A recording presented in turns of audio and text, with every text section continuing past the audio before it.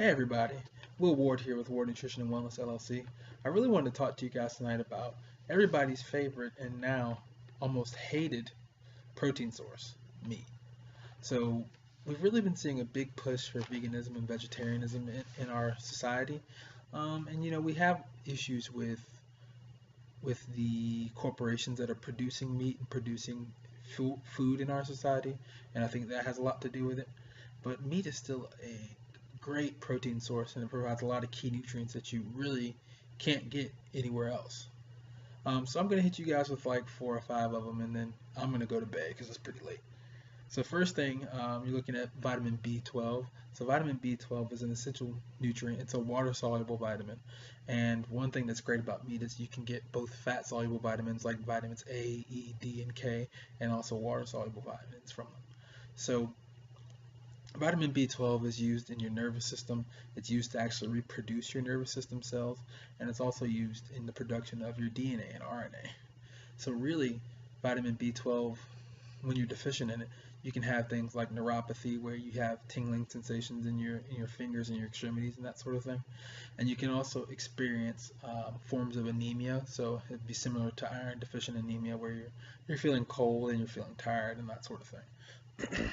Another nutrient that you can only get from meat, well, you can produce this one via the sun as well.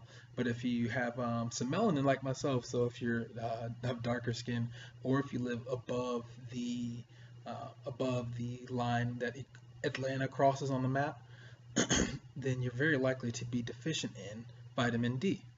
So we think about vitamin D, we think about, like I said, going out in the sun and soaking up some rays, and that's how you produce it. But we're really starting to see now clinically that people are often deficient in vitamin D, and we feel like vitamin D levels that we previously deemed acceptable are no longer acceptable. So some benefits of vitamin D. First things first, vitamin D is produced in all vitamin D receptors are expressed throughout your body. So literally all of your cells have vitamin D receptors.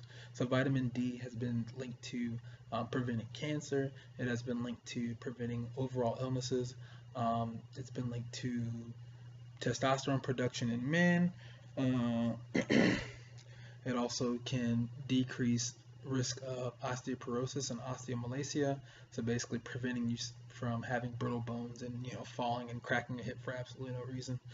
Um, Vitamin D is pretty much great, and it's almost ubiquitous that scientists now agree that you should be supplementing with vitamin D. So usually if you're going to supplement with that, you would look for about 2,000 IUs a day, 4,000 if you're deficient in it. But you can always eat plenty of meat, and you'll be able to get vitamin D from that source all the time. The only other source that you can really get vitamin D from is fortified milk. Some other compounds that are found generally only in meat and are really beneficial to your body. Um, Taurine. So taurine is an antioxidant. It can lower your blood sugar. It can decrease insulin resistance. It's basically great for diabetics. You also have fish oil, which is obviously mostly found in fish. So you have EPA and DHA, which is also commonly supplemented now. And fish oil is really great for decreasing your cholesterol levels, decreasing your fatty acid levels, controlling your blood pressure. It decreases inflammation. Fish oil is just absolutely wonderful. Some other things, creatine. So we think about creatine, we think about muscle heads that are trying to put on weight and that sort of thing. But creatine is actually now being linked to cognition. It's being linked to a better standard of life for the elderly population. And scientists are also finding that it helps control your blood sugar and decrease your overall levels of depression. So creatine's found solely in meat and mostly in red meat, but it's absolutely great. And the last thing I wanted to hit on was coenzyme Q10. So coenzyme Q10 is something that we produce in our bodies, but it's produced in sparse amounts. So you really want to eat some meat so that you can get that, and you can also supplement with that. But coenzyme Q10 will decrease the amount of antioxidants, or increase the amount of antioxidants that are floating around in your blood, so it helps prevent you from getting sick, helps prevent you from getting cancer, that sort of thing. So I think meat gets a really bad rap because we tend to fry our meats. We tend to eat fattier cuts of meat that aren't necessarily good for you. And meat also gets a bad rap for saturated fat. But scientists now know that saturated fat really doesn't have any bearing on heart disease. It's more so the amount of overall calories you take in and the amount of carbohydrates you take in. So one last thing to remember is that you can eat lots of meat, and if you eat a ton of meat, it's just like eating a ton of anything.